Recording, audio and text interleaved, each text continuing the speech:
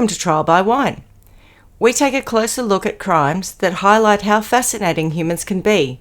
Schmidty, Swanee and Clarkey visit crimes and run them through their jury of three, debating both sides of the case to agree an appropriate, if totally fictitious, sentence. Please be advised, Trial by Wine may include explicit or disturbing content and will include drunken rambling. Listener discretion is advised. All right, how are we? Yeah, great. Wonderful. Wonderful. Awesome. Any news? No, nothing. I mean, it's been a long time. I know, it's been a couple of minutes. Went upstairs, checked on my puppy dog, and he's fine. He's pretty much like yours, only bigger, Swanee. Sitting on a bed, doing the same thing. Quite happy.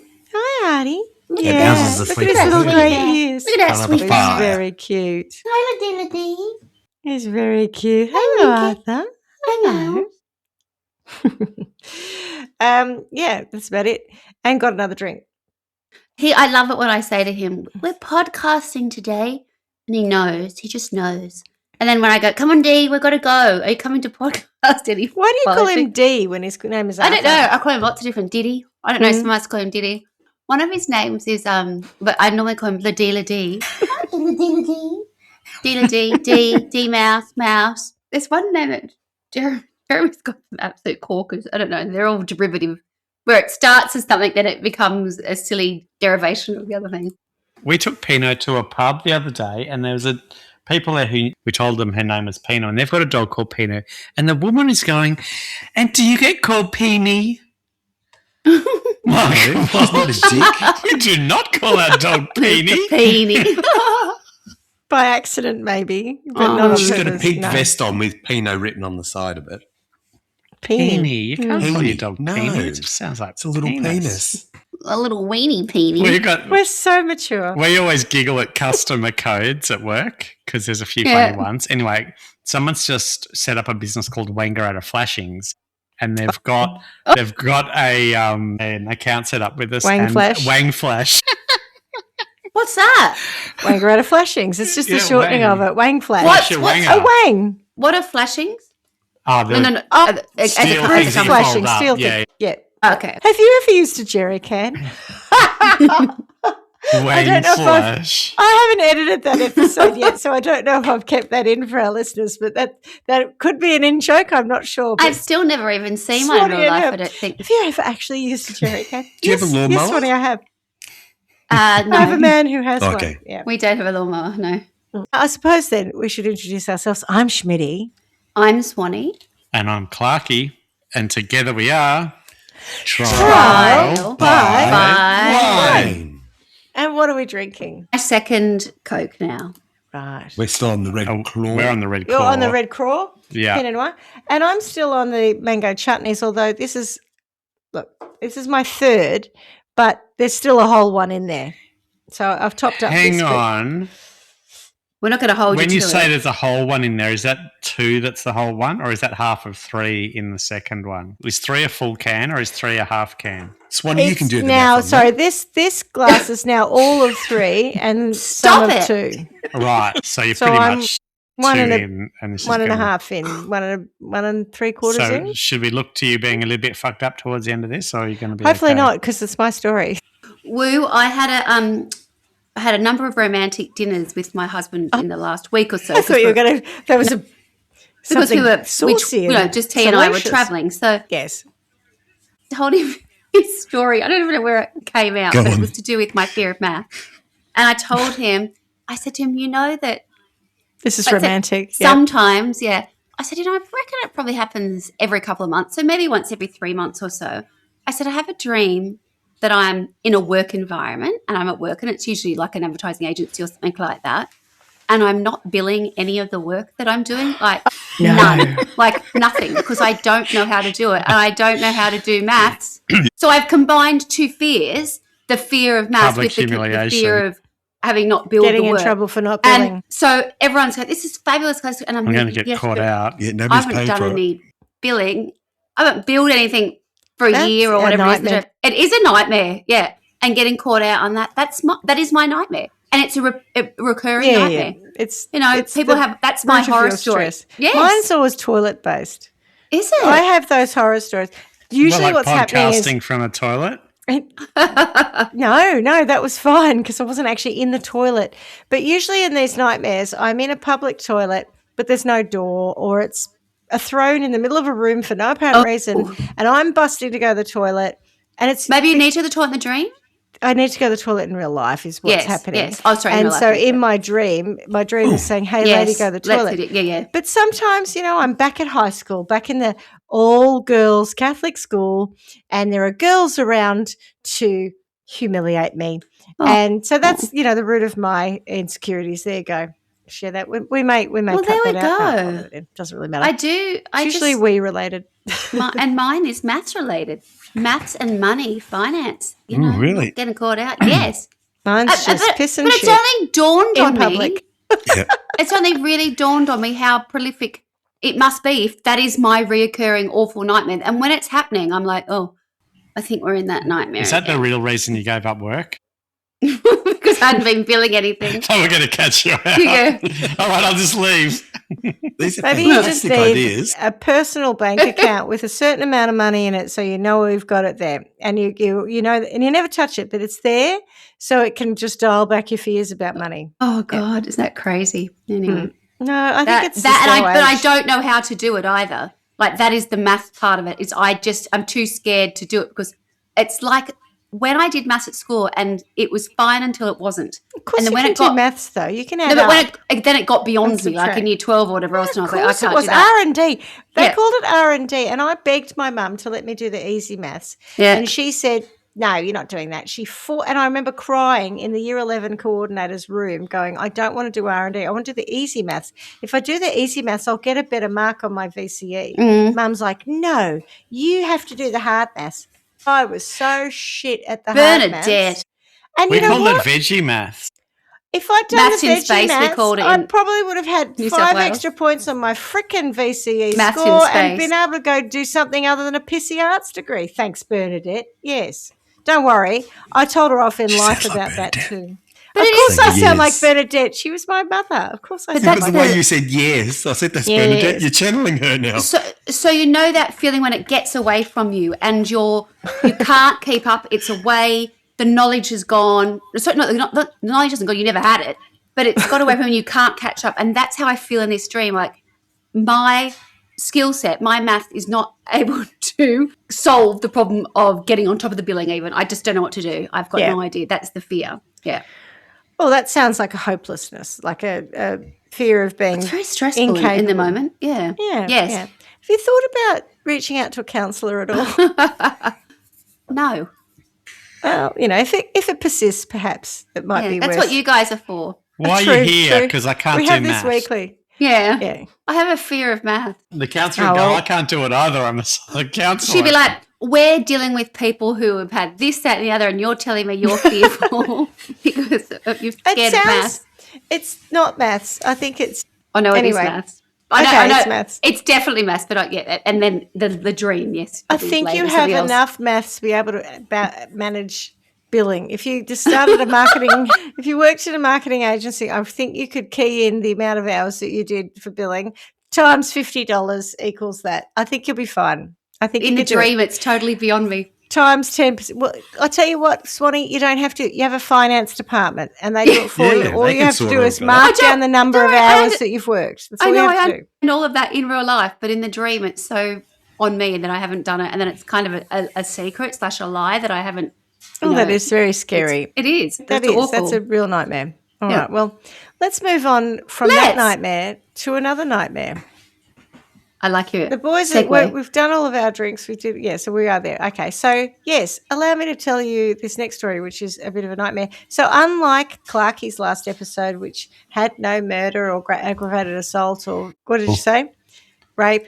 This one has it, has all of those things. It's a Oh, tick, tick, tick. tick, tick, tick. It's a return to form. It's a That's trial right. by one classic.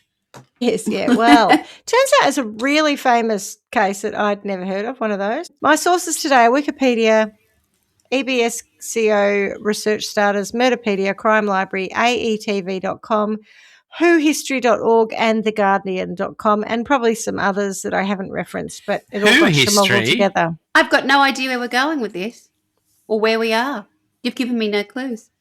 I'm not None. sure that WHO history isn't spelt wrong, if I'm honest. Is it like World Health Organization history, or is it No, as it spelled? when I took that down, I have a feeling that's been auto-corrected, but when I wrote it down, I thought it was in reference to the state that this happened in America. Could have been Houston. Wyoming. So Oh. this could have meant to be, I don't know. Anyway, What was that's the what I've other got. stuff you said? AET, or what was that one? ATV. So that Yeah. I think is a crime. American Discovery type thing. Entertainment TV. Yes, Oh, okay, TV thing, okay, yeah. all right. And the Guardian. No, I didn't. Yeah. Didn't know. They had an Good, article about this Accident case. and So- Emergency TV. No, it wasn't that, I don't think, yeah. So I actually came across this case ages ago when I was researching that guy who killed his parents and ran away to Australia. Oh, Remember yeah. those? He's Oh, like yeah, Queensland. 5 yeah. minutes out from getting out on parole and then he Swanee? disappeared. Yeah, she I remember remembered something. something. Look at that. Seamlessly. Tambourine Mountain, in point of fact, is the cemetery that he is buried in. That's right. I'd Oh, forgotten I think I said that to one, but Jeremy now the other day. I remember wonder it.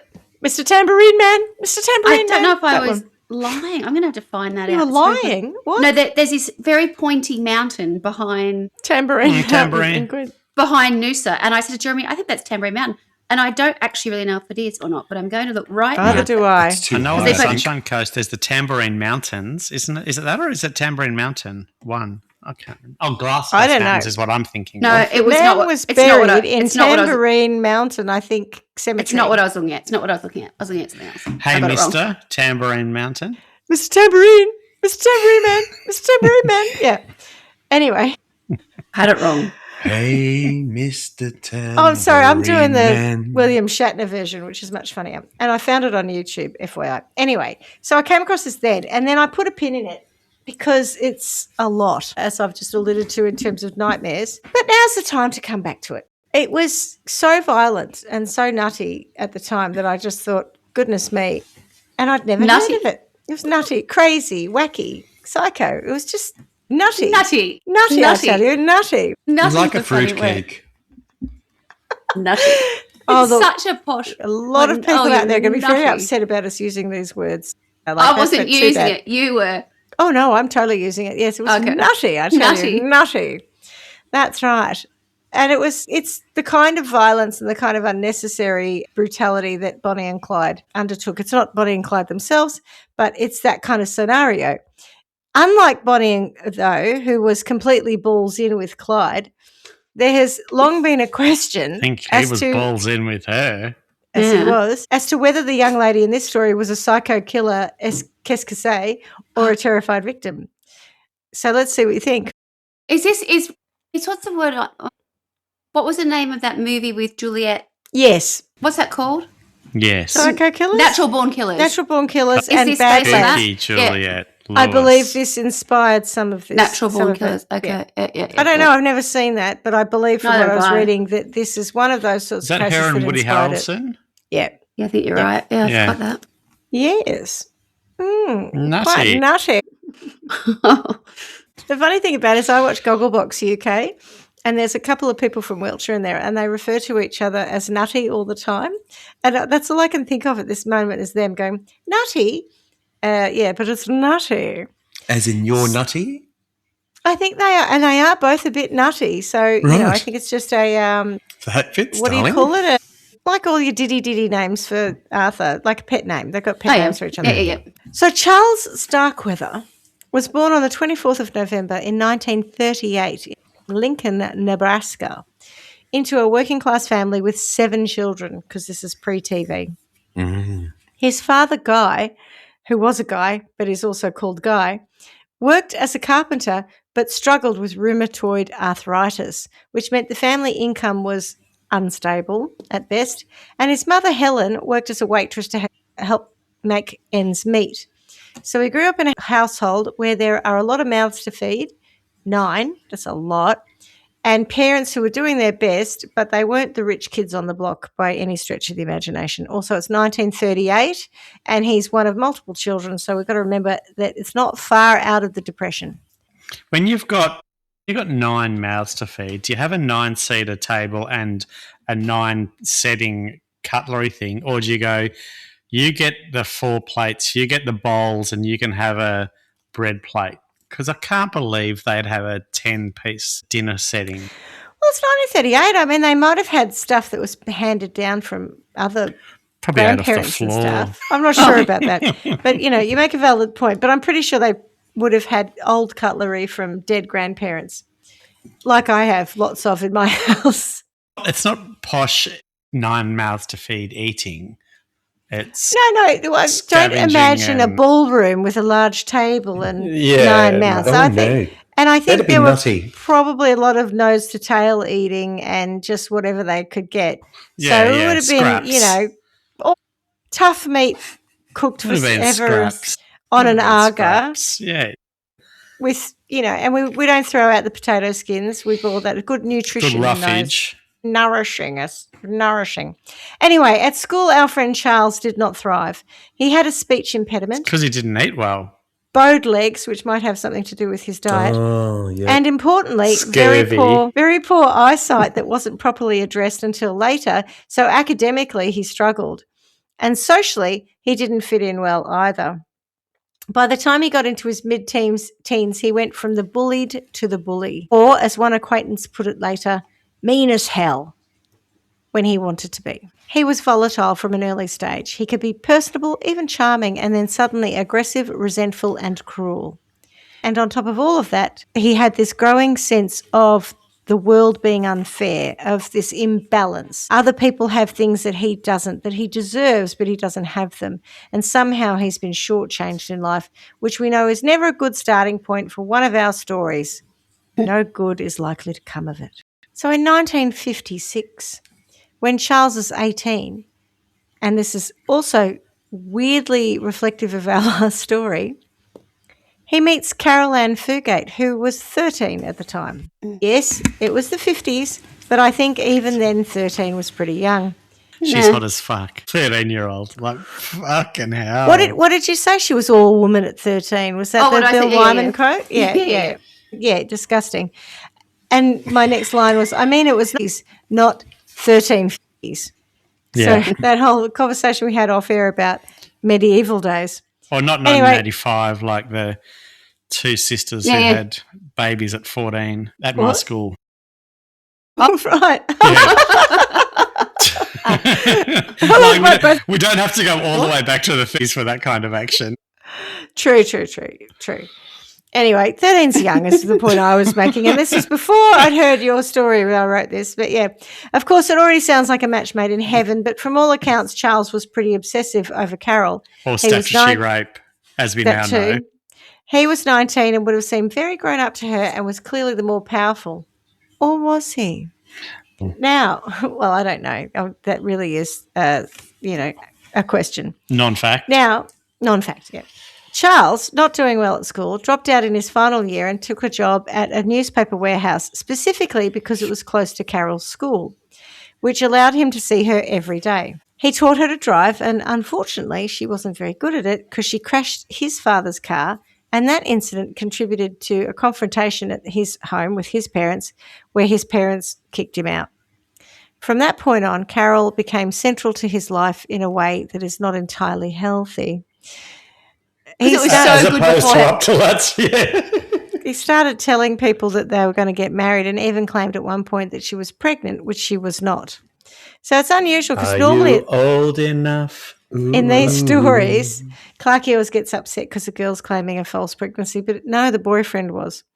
So at the same time, he then got a job as a garbologist, earning around $42 a week, which even then is not enough to sustain the kind of life that he wanted. That isn't a lot, is it? Well, I don't know what $42 a week in 50s I thought it was going to be all right. Nebraska. I thought you were going to say it was all not right. that bad. It's probably not that bad. I was But going to it's say, I not. thought relatively okay.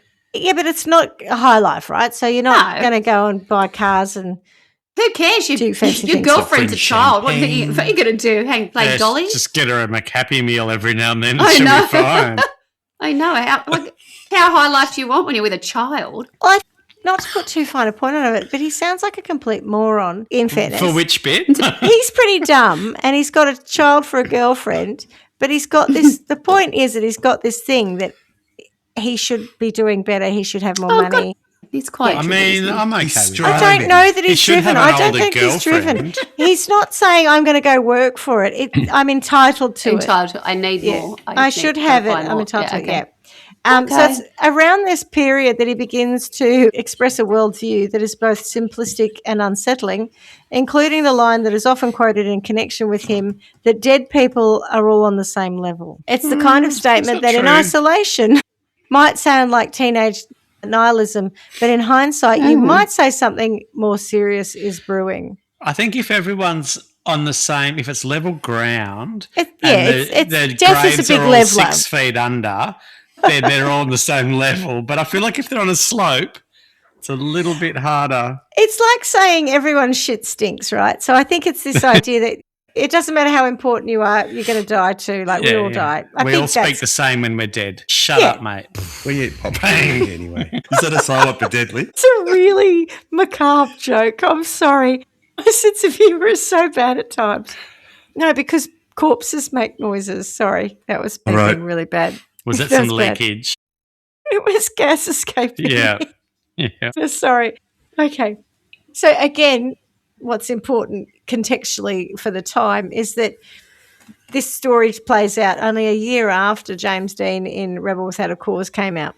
And that's all about teenage rebellion. So I reckon people at the time, and the way that Charles Starkweather dresses, he dresses like he's a James Dean wannabe, right? So people would have looked at him and gone, he was also 5'5" and, quite stocky. So people would have gone at that idiot guy who just thinks he's a rebel without a cause, like he's that kind of, you can see how he would be. You can see how the people around him would not have looked at him and gone, he's a powder keg of problems that's going to explode, is all I'm trying to say. So on the 31st of November, 1957, I should stop laughing, this next bit's awful. Well, it's all awful from here on. Okay. Charles, I'm still laughing at all the bad jokes I made. What day are we at? The 30th of November? 1957. Yeah. 1957. Sorry, November 31, 1957. There is no November 31. That's why I asked. Oh, Yeah, that's so what I had in 30 my days. notes. That's Somewhere rarer between than the the 29th. 30th of November. I don't know. I must have missed time. Hang on, I'll find it. Hang on, I'll find this out because this is that's an important thing. Hang on. Maybe it was the 1st of December. I know. I think I do know what happened here. So the November 30th, Charles goes to this petrol station or gas station to try to buy a stuffed toy for Caril, and this is in Lincoln. And the fuel attendant refused to sell it to him because he wanted it on credit. So he goes So back the the next next day. 1st of December, I'll yes. fight you up. He comes back, yeah, but this time he's carrying a shotgun.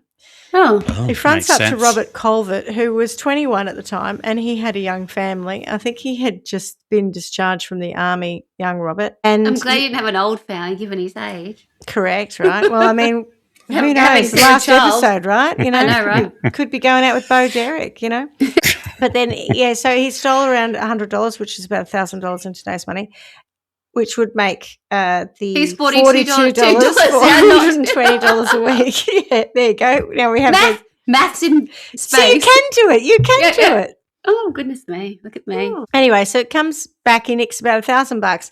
Then he forced Robert into his car and then he drove out of town with Robert.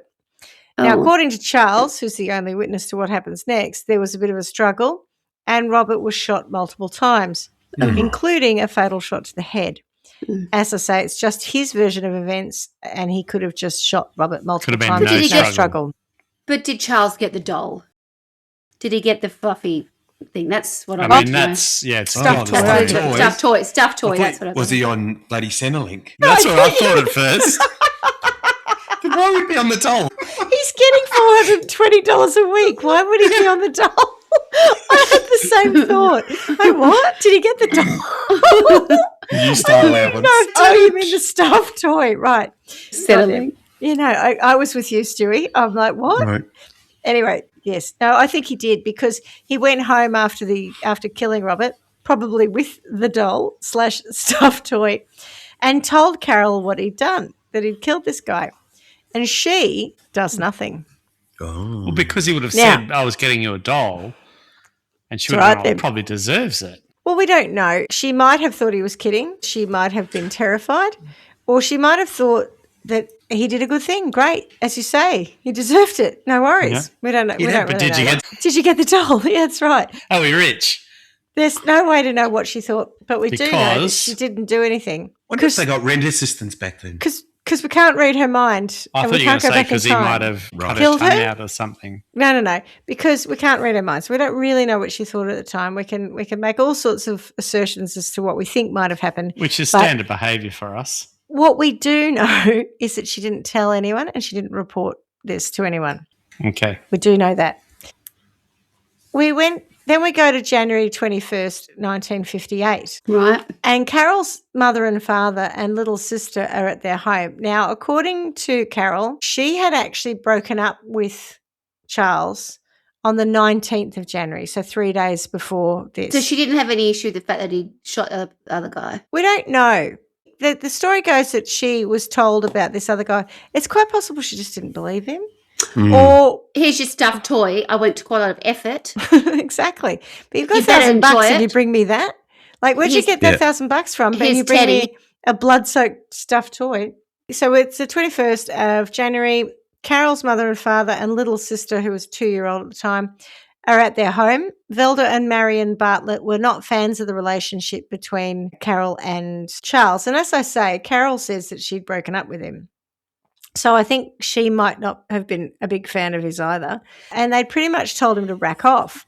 So he shows up at their house, and according to him, they jumped him. So he responded in self-defense by shooting them both dead and then beating the 2-year-old daughter, Betty Jean, Carol's baby stepsister, to death. What? Could you just repeat that last bit? What did he do to her? He shot them both to death and then he beat their 2-year-old Oh, I daughter, thought- Betty oh. Jean, to death. Yeah.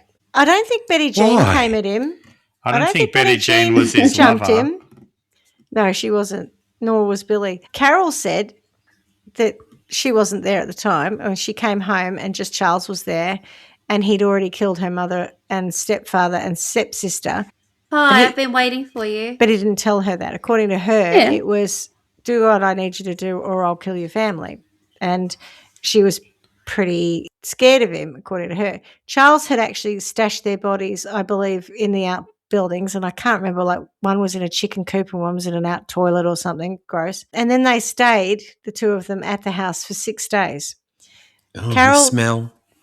Well, Did they were Carol outside. know that her parents were dead then? I think through that She might- process, yeah. she found out that they were dead, certainly. And even if she didn't know to start with, because his She story went to is- fetch the eggs from the chicken coop.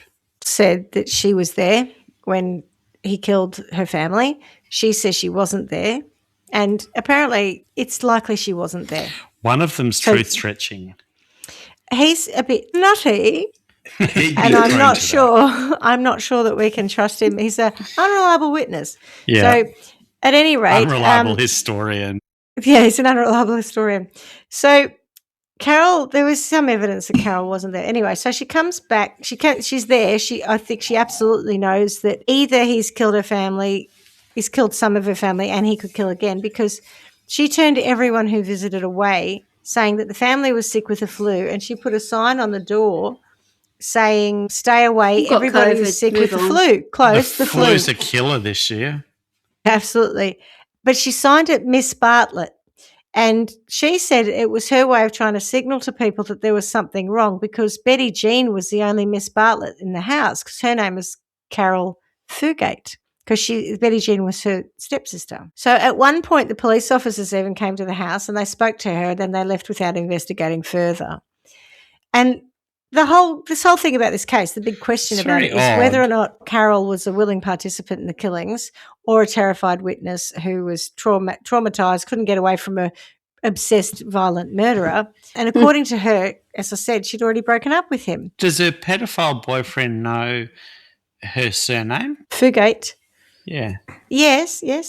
So He's not very smart, though. He's not the sharpest knife in the drawer. That's what I was saying before. Yeah.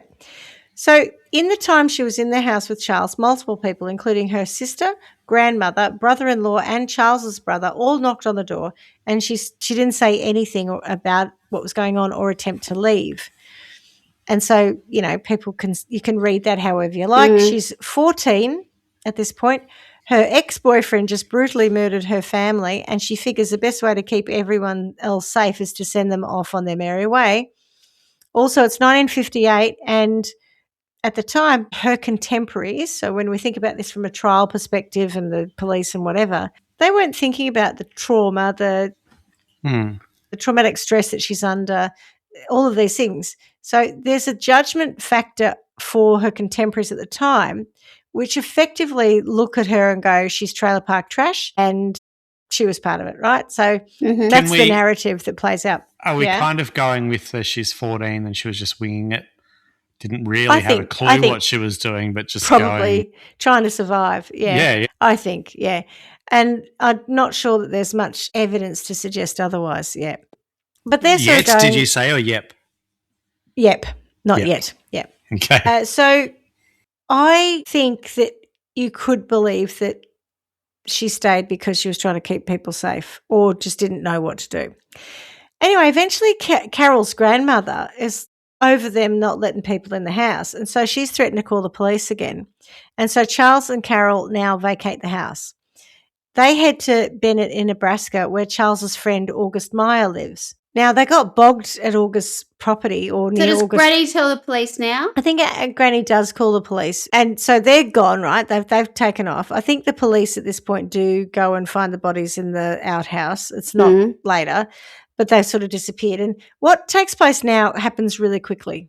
So we get a bang, bang, bang, bang kind of thing happening. Yeah. Oh. So imagine over in Lincoln, where they come from, I think it was, that Granny's called the police. Well, they've taken off. Granny calls the police show up, they find the bodies, investigation begins. Simultaneously, pretty much, we've got them taken off and they head to Bennett and they go to poor old August Meyer's house. They'd gotten bogged, and August is a friend of Charles. And August says, oh, look, I'll get my horses out and we'll pull your car out of the mud. And on the way to the stables, Charlie shoots him dead for no apparent reason and then beats his dog to death. And at this point, Caril says that she figured the only way she was getting out of this alive was just to do whatever he said. Later that night, an unsuspecting Robert Jensen, who was 17 at the time, and his 16-year-old girlfriend, Caril King, obviously not the later famous singer, not the Caril King, a Caril King, offered the pair a ride. Charles brutally raped Caril King and then shot both Caril King and Robert Jensen. Later, Charles would say that Caril Fugate killed Caril King. Not raped, but stabbed. Is that where the Caril King came up with lyrics, "You've got a friend"? I don't think so. It's too late? I feel the earth move? His story was that Caril, and Caril Fugate's name is spelt, by the way, Caril. Caril Fugate. Pretty spelling, yeah. It is pretty spelling. He says that she stabbed Caril King because she was jealous because he wanted to rape her. Oh. And so she was jealous of it. Yeah, that's right. Don't rape her. God, so revolting. Could you imagine that as your testimony going, oh, she was jealous because I wanted to rape her? And I'm sure he said fuck her because he didn't even see it as rape because he was a fucking moron, right? But yes. Dumb as a box of hammers. Dating a 14-year-old. And it's dating a 14-year-old, 1958, and he thinks that this behaviour is all good, whatever. So Caril denied that she was anything to do with it and she'd stayed in the car when all of this happened. And again, 1958, no DNA, and the forensics were pretty rudimentary, so we only have the accounts of Charles or Caril to go by. Then they return to Lincoln and they target the home of a person called C. Lauer Ward, and I'm assuming his first name was Charles or something, but he's only referred to as C. Lauer Ward, unless it's counsellor. He was a wealthy businessman, not sure, or industrialist. Could be a Cecil, that's right. And Craig. Could be Craig. Craig was a popular name in Nebraska in 1958. Yeah. I heard a South African guy call like a little boy Craig the other day, and it made me laugh out loud. I just think it's such a South African Craig. When you hear him called Barry, then you know you're onto something. Yeah, because there are names. Hey, stop here. Yeah, but that's your last name, not your first name. Yeah, my middle name is Craig. Yeah, 2 cracks at me. They're just names that aren't as popular these days, I'm afraid. Craig. Yes. Anyway, so there's this C. Lauer ward, and he's this industrialist, and they are looking around for a house, and they pick his house. It's a beautiful mansion. And Charles had actually worked in the area as a garbologist earlier, so he probably was aware of the household, and it might indicate that there was some premeditation here. But the maid, Lillian Finkel, opens the door, and he kills her straight away. And they killed Clara Ward, who is the wife of C. Lauer Ward, stabbing her to death. And then when C. Lauer Ward comes home, they shoot him to death. And they also kill the family dog. He doesn't like dogs, this guy. Oh, God. When you say they, though, do you mean he? Well, I think we don't know, right? He says, she was balls in with him. She says, I was just behind him, terrified, trying to stay alive. However, this is an interesting point. During their time in the house, they cut out newspaper photographs of themselves, which indicated that they were aware that there was a manhunt going on for them and that they had some notoriety. And it makes you question a little bit Caril being the whole I'm a totally innocent victim.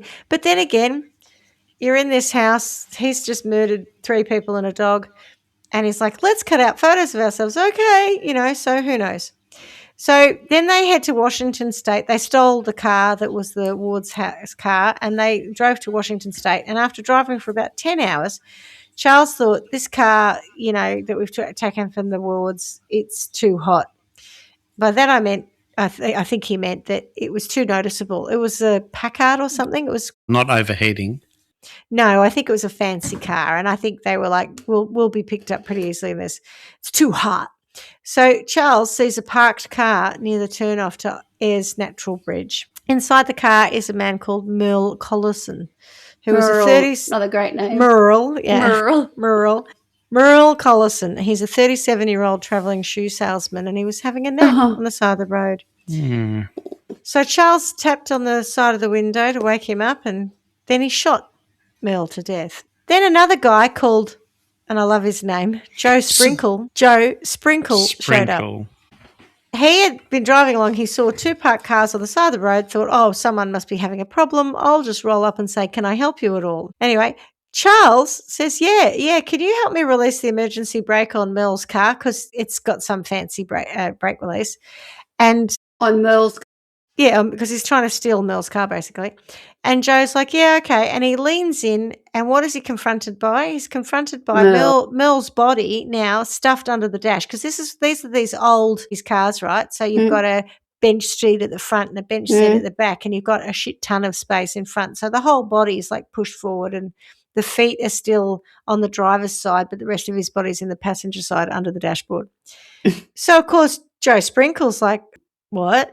And realises that he's walked into a terrible situation. He turns around, and as he turns around, he sees that little Charlie, what's his name, Starkweather, has got a shotty in his hand. And he's like, if this guy's going to kill me, I'm a dead man. If I don't get that gun off him, I'm a dead man. So he starts wrestling with him. And Mr. Sprinkle is 6 foot tall. He's got a physical advantage, at least, over Charles at this point.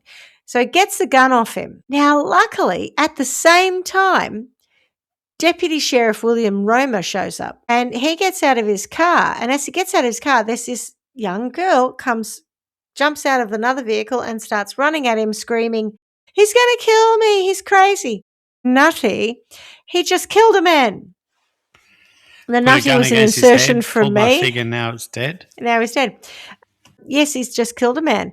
And Charles jumped into the Ward's car, which was the Packard that was too hot earlier because he could drive it, turned it round and drove off back towards Douglas. So the deputy sheriff stayed back with Caril, who identified the fella in the car driving off as Charles Starkweather, and then he radioed for help. The police set up a roadblock, and Charles sees the roadblock and he just burns through it, right? No problem. And so that led to a high-speed car chase. This feels like a movie, doesn't it? Which was described as like something out of a film, correct? Yep. And the other thing that made it sound like that was the way the county sheriff, he was firing out the window at him, like Dukes of Hazzard style. Oh, my God. And Dukes of Hazzard style. And he actually managed to hit the rear window. And at that point, Charles slams on the anchors, and there was a bit of a standoff, and then he surrendered. The sheriff, Earl Heflin, Of course. was asked. Earl Earl and Merle, was asked why he thought he stopped, and he said, I guess he thought he was bleeding to death. That's the kind of yellow SOB he is. Oh. Apparently, Charles had got a little nick on his earlobe and on his hand from the glass from the broken back window. What's the yellow reference? He also, cowardice. Oh. Yellow belly. He's yellow. Right. I He's thought it might coward. have been a racist reference. Coward of the No, it's not a racist reference. I didn't know that. No. Not in Nebraska I in missed that bit 1958. of the I'm not story. sure how many Asian people were there to be racially vilified at the time, or anyone else with yellow complexion. Anyway, so apparently Charles had got cut, and he'd also run out of ammo, as it turned out, and he said otherwise he would have shot it out. They would never have caught me if I hadn't stopped. And I had to think about what he said there. They would never have caught me if I hadn't stopped, because it sounded like the dumbest thing to say, but then I realised they wouldn't have caught me if I hadn't surrendered. Makes sense. I would have taken off and I would have been fine. Unsurprisingly, he was charged with first-degree murder of Merle Collison, as they hadn't connected him to the other deaths at this point. So that was a spree in which I think 11 people were killed. No, 10 people were killed. In what time frame? God. About 7-8 days. Jeepers. We get the first 3 deaths of her parents, her stepfather, Sister. her mother, and the sister. Then we have a 6-day break because they're hanging out in the house, and then they go on the run, and then it's just Bang, bang, bang, killing bang. people. And then the 11th victim is the first guy, Robert, who was killed on the 31st of November, otherwise known as the December. 1st of Fluffy December. Yeah. Oh, okay. Yeah, Fluffy Dice guy. Yeah. Fluffy, yeah. So he was returned then to Nebraska, and his trial took place in May 1958. His defence team claimed Well, you insanity. say, where had he gone to from where had he left? He was So he was cross-state? actually in Wyoming. And I okay. left this out, but there was this sort of somewhat confusing statement, but about in Wyoming there was a governor, maybe. This is why I was confused by it. I couldn't work out who it was, but someone was anti the death penalty and found this guy in their territory and kind of was like, well, I'm anti the death penalty, so let's send him back to Nebraska who are not anti the death penalty. Yeah. And they So can you deal get with fair it. dues. Yeah. Yeah, because I've got on this sort of policy of, or someone was on this policy of anti-death penalty, and it was like, because they also said, but I'll happily extradite him really quickly. I'll sign the papers real quick to send him back. So it was a bit of one of those political things that overlaid a little bit. So he gets returned to Nebraska because I believe he got picked up in, well, it was something, Wyoming was involved anyway. Yeah. So his defence team claimed insanity, and Charles didn't like that. He didn't want them to say that. He said he was totally sane, and it couldn't really claim gratuitous stupidity. And it didn't work anyway because he was sentenced to death. He was found guilty and sentenced to death. Charles told his father, if I want to make my atonement with God and be electrocuted, that's my business. Okay. The same day, and I think this is on the day of his execution, Caril King's headstone was placed on her grave in the Bennett Cemetery. So, no, it's not. I think it is the same day. Starkweather was executed on the 25th of June, 1959. And apologies if I have got those dates confused as to when he made that quote or when he was executed. So, Caril's case was a bit more complicated, right? Because she's a 14-year-old girl. And it's not clear of whether or not she was a victim of a psycho ex-boyfriend or a willing participant and accomplice Was she to the tried spree as an killings. adult? Do we know? Yeah, I think she was. Yeah, she was. After she ran, now the other important thing to note that people didn't approve of her being a 13-year-old who was engaged in a sexual relationship with him. Really? I know, Most surprising. people anyway. But, well, in this day and age, would we Others look thought at it a was girl hot. like her and say, would we look at a 13-year-old and say she's the tramp because she was engaged in a sexual relationship No, I with see the what older you're saying. guy? That's the problem. Is at the time in 1958, 1959, she was considered the In problem, not just 1985. him, right? So in 1985, and even perhaps now, the girl is the tramp. She's the trash. She's all these things because she was having sex with a guy, and she's Because he's 13, fishing in the 14. wrong pond. Yes, the way this played out at the time was very much she was put as a villain. She was Yep. pictured as a villain, and we don't really know whether she was a villain or not. After she ran to the police, physically ran to the police, she was described as very nervous and upset and in a state of shock, unsurprising. At the Douglas jail, she grew increasingly agitated until Converse County Sheriff Heflin had her sedated. The next morning, she cried and screamed for her mother, wondering why she couldn't call her parents. Heflin told reporters, "I don't think she knew her folks were killed." On Friday, when Nebraska authorities confirmed that her family was dead, Caril broke down, twisting tissues into tiny doll shapes. And by doll, I mean the effigy of a weekly human, payment you get from the not government. Centrelink payment. That's right. Charles told them that she was a captive and didn't have anything to do with it, and that she tried to escape several times. However, Natrona County Sheriff Roma testified that Caril had admitted to seeing her family killed and added several credible details which made it hard to know if she was in on it or not. And then Earl Heflin said she had clippings in her pocket regarding her family's murder when they picked her up, so she would have known they were dead. Whereas, she's like, why can't I speak to my mother? So then Charles decided to turncoat and blame her and say she was totally in on it and she stabbed Caril King because she was jealous. Whatever the case may be in terms of what the truth is here, the jury decided she was complicit and Caril Fugate was sentenced to prison. Life sentence. She spent nearly 18 years in jail. And because he wasn't there, she didn't do any spree killing. She was a model prisoner and she was paroled in 1976. She moved to Michigan and lived a quiet life. Sheriff Roma was convinced she had been guilty, saying, "She told me they made up a story to make her look good so she could get off. They tied up her hands and she worked them around so she got rope burns on her wrists. That way they could say she was a prisoner," indicating that Caril and Charles Starkweather had come up with this plan that she would look like she'd been held against her will. However, it's worth pointing out that the accounts of the time, no accounts of the time, say that she had any rope burns on her whatsoever or ever claimed to have been restrained. But this guy Roma was like always pushing this, she's guilty, guilty, guilty. Caril, however, has maintained her innocence her entire life. She changed her name and she married in 2007. Sadly, her having finally found love, they had a very nasty car accident and her husband was killed and her legs were crushed in 2013. She has been advocating for a pardon for herself because of the barrier that having this conviction on her has given her whole life, and that was denied in 2020. She has also had a stroke, and when I was researching this, she was in a nursing home at the time that I was researching this, because she's about 80, I think now. We're left with the question that's been there from the beginning. Was she a victim or was she a participant? And, it could swing either way. But she was 14. She was isolated. She'd either witnessed or knew of her parents' death and her poor baby Betty Jean. She was in the presence of someone who had already demonstrated a willingness to kill and a severe brutality with beating children and dogs to death. She also stayed, though. She spoke to people in her family, didn't raise an alarm, and was present during multiple murders, whether or not she participated in them.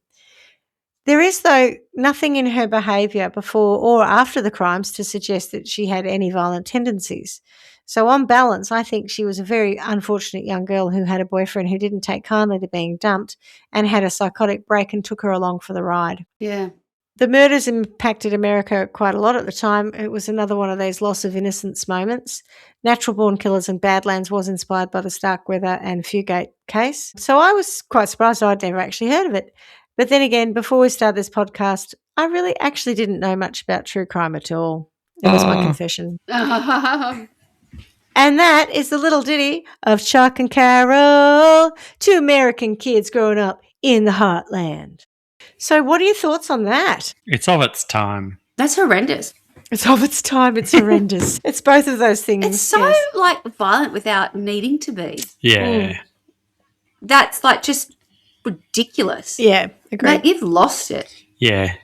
Mate, you've lost it. You fucking lost it. There's no gain Calm in it. down, You Charles. dirty pedophile. Killing the 2-year-old is gross. I think it was a bit like he started and then he just thought, well, that's it. I'm on a trajectory now, so I'm just going to be a crazy killer until I'm killed. I think he intended to die by being shot. Go out, guns blazing style, like a Bonnie and Clyde style. I mean, I don't like him a lot. Not right. No, he was not right in the head. He was nutty, to say the least. It's one way of putting it. I know, it was complete psychotic break. Totally lost it. He's obvious in terms of the criminal. When you think, and it's probably good that we did the episode we did last week. Isn't when that funny? we did It's it, total coincidence, completely listeners. coincidental. Yeah. Yeah. But when you think about grooming, like there's all kinds of wrong in him right from the start. Yeah. And probably, therefore, all kinds of wrong in her by him. She should. She's young. She's a kid. She's little, yeah. You know, like we have issues in Victoria with underage crime and that kind of thing, and you've got violent teenagers doing house breaks and all those kinds of things. It's very clear that they're doing it. Now, even then they get treated leniently. In this, she's with somebody who is effectively a pedophile who, she shouldn't be with in today's day and age, and there's no evidence she did anything.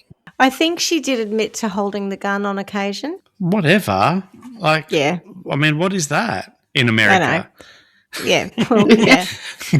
The other thing that I read was that her part of what probably led to people being quite happy to throw her under the bus was her behaviour. She was a bit distant. She was a bit probably traumatised, but, she came across as indifferent almost or cold, very quiet or remote. Sexualised. I would say disassociated.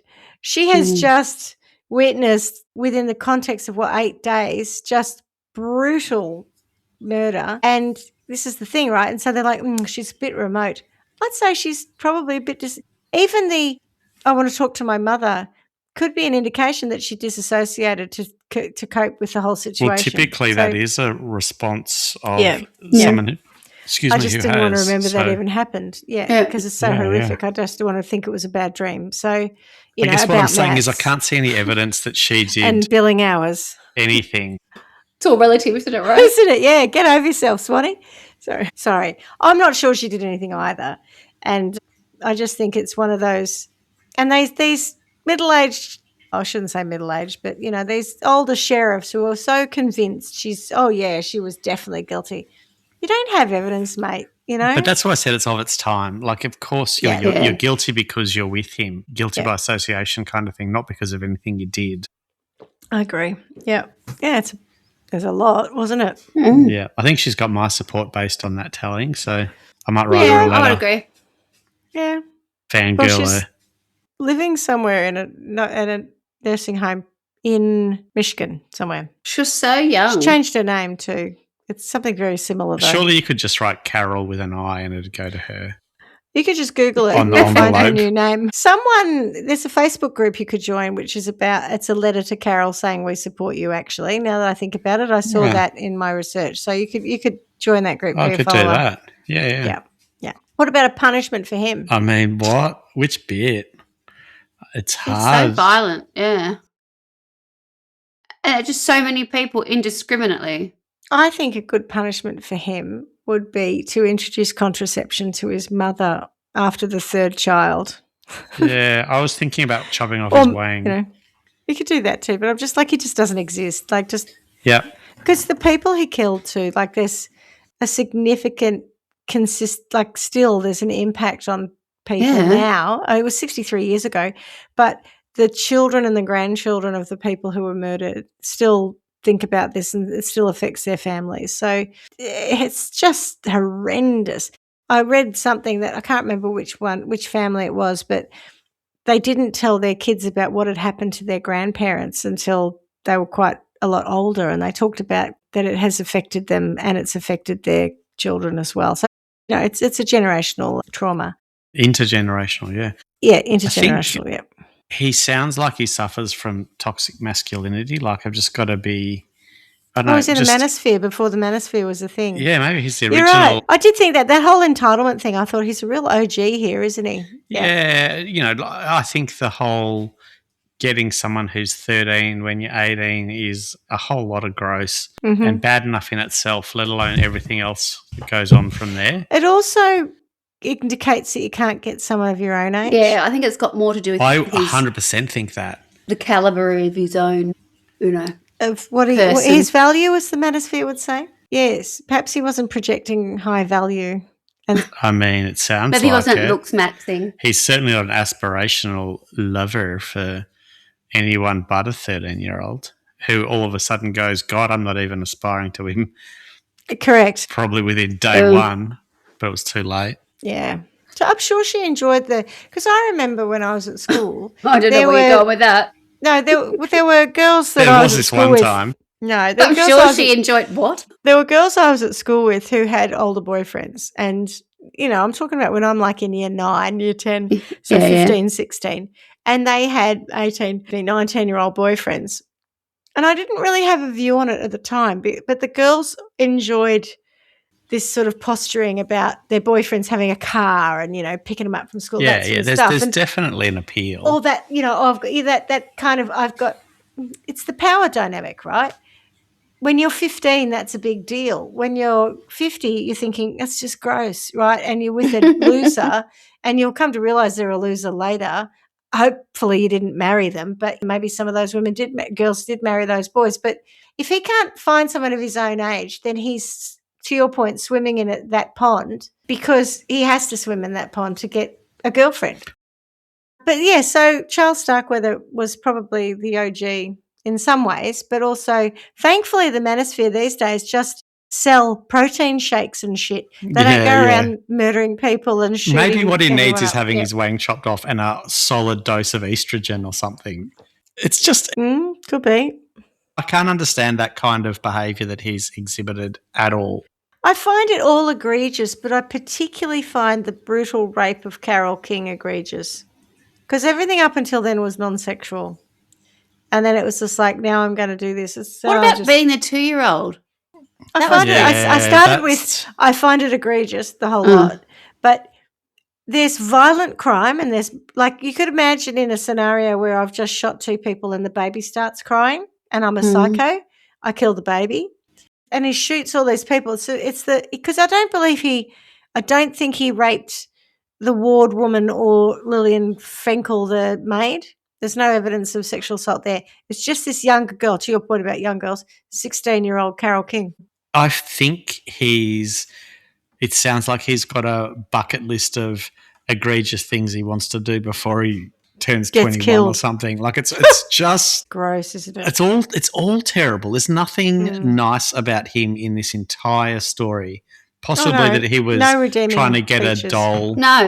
For his girlfriend, that's probably the only thing where you go, oh, yeah, but he the killed someone and, getting a soft toy for his child girlfriend, yeah. I mean, he could have taken the $1,000 and the toy and just left, not putting Robin, who had a couple of small children and his whole life ahead of him, in the back of a car for the purposes of executing him on the road. Yeah, there's nothing nice about him. And by the way, she wasn't there at all. He'd started on his path. Yeah. And part of him saying she was part of it is further abuse of her. Yeah. Oh, at first it was like, I'll back her up, and now she's not backing me up. She's not adding to my value. Yeah. I'll throw her under the bus. So as far as I'm concerned, perhaps I've said that expression a couple of times now, maybe I'll throw Charles Starkweather under a bus. Yeah. Or backpack. Backpack. And no core muscles, so his legs no core muscles and no Montanas to save him. Yeah. No Montana. He wouldn't want to be saved by a Montana. If you guys Googled that, I'm pretty sure that they would be being interviewed. They'd be being interviewed. You looked it up. For a moment there, I thought you were trying to say if you guys if you guys Google that, you'll find that they are a vegan. Is what I thought you were saying. I was like, what? Oh, they're being interviewed, right? God, they might be a vegan, but what does that got to do with anything? Yeah, I don't know how much of the Montana story stayed in the cut. So it was a news story which we discussed earlier today for our listeners in Melbourne. Yeah. No, was it in Melbourne? Perth. I think it was in Melbourne. No, was it Melbourne? A person accidentally found themselves stuck in half out of a bus, half in a bus, by their backpack. A school child. Yeah, a school kid, and had to pull themselves up by their core muscles so that they didn't end up being grated on the road. It's terrible. Also so they wouldn't hit the cars that were parked along the road. Oh, and the bus driver wouldn't stop. So when I didn't know they were there. When they found out that there was someone banging on the side of the bus, they looked down, saw the boy who was there, yelled to the bus driver stop, and he wouldn't. So the only reason it stopped was because they stopped at the next bus stop. Pull the string. Isn't that shocking? God, Yeah. that bus driver's going to lose their job. Yes, he has lost his job. Yeah. That was about the only that was the only sort of thing that was any sort of ramification of what had happened. I think it might have happened last week, and the kids totally traumatised. Of course they would be. And the importance of the moral of the story is do your core exercises. children. Absolutely. That's right. All right. Well, thank you for joining me on that. Thank you. And thank you both for injecting some lighthearted moments along the way, because it was a pretty full-on story. Precisely. I did particularly enjoy the doll. Centrelink, what? Yeah. Yeah. And on that note, as we say every week, miss you already. Ciao. Thanks for listening to Trial by Wine. You can contact us at trialbywine@gmail.com. Please rate, review and subscribe to Trial by Wine on Apple Podcasts or wherever you get your podcasts. If you'd like to support us, you can become a patron at www.patreon.com, Trial by Wine, or visit our website www.trialbywine.com to donate to us. Your support will help us cover many more cases and apply wacky sentences.